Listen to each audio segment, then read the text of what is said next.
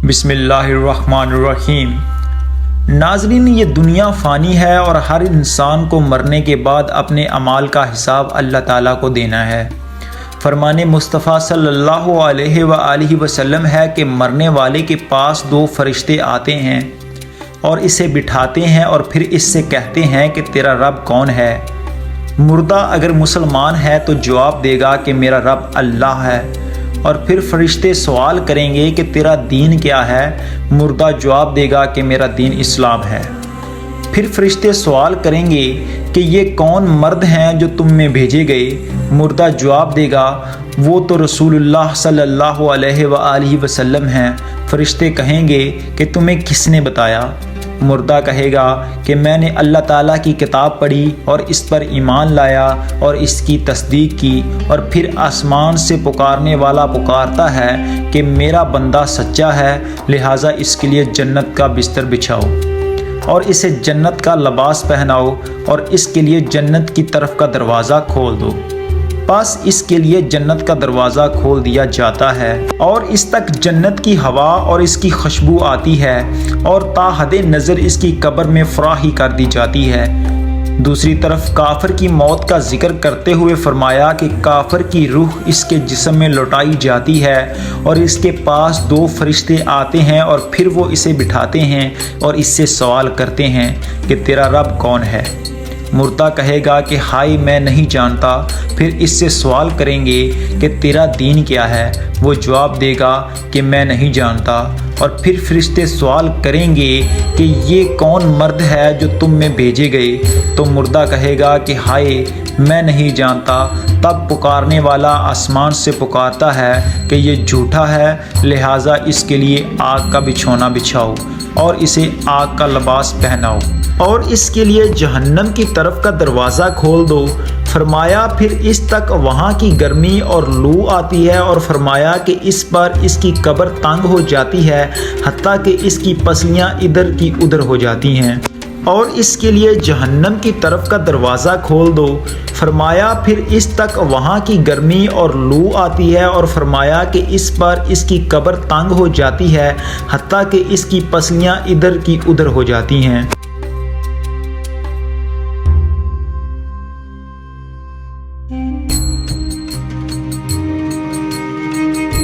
ناظرین، مردہ اگر قبر میں دفن نہ کیا جائے تو جہاں پڑا رہ گیا یا پھینک دیا گیا غرض کہیں ہو، اس سے وہیں سوالات ہوں گے اور وہیں ثواب یا عذاب اسے پہنچے گا، اور یہاں تک کہ جسے شیر کھا گیا تو شیر کے پیٹ میں سوال و ثواب اور عذاب جو کچھ ہو پہنچے گا۔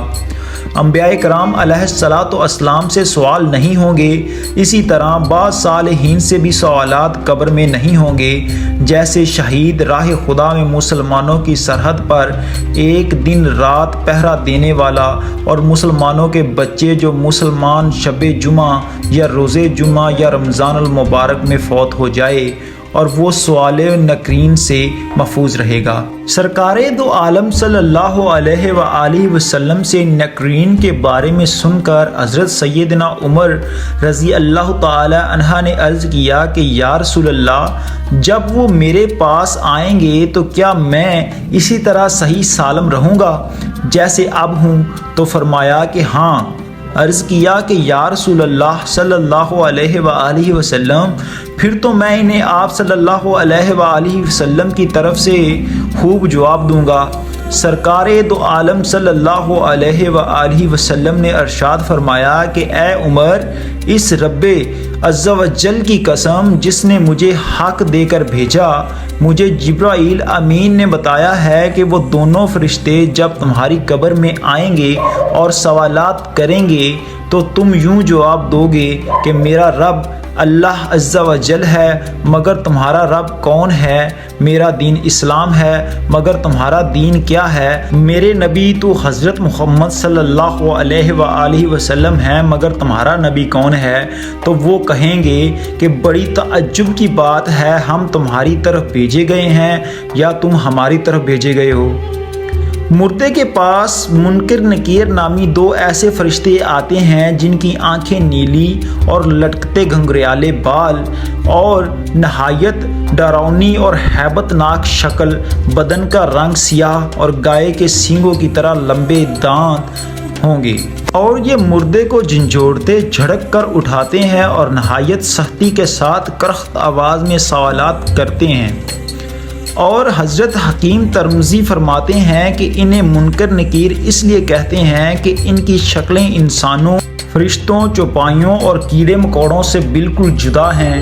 مومنین کے لیے بطور عزت اللہ پاک ان کی صورت کو دیکھنے اور ثابت قدم رہنے کے لیے لائق بنا دیتا ہے، اور قیامت سے قبل برزخ میں ہی منافق کی ذلت اور اس کا پردہ چاک کرنے کے لیے وہ پہلی صورت ہوتی ہے، تاکہ منافق کے لیے یہاں بھی عذاب ہو۔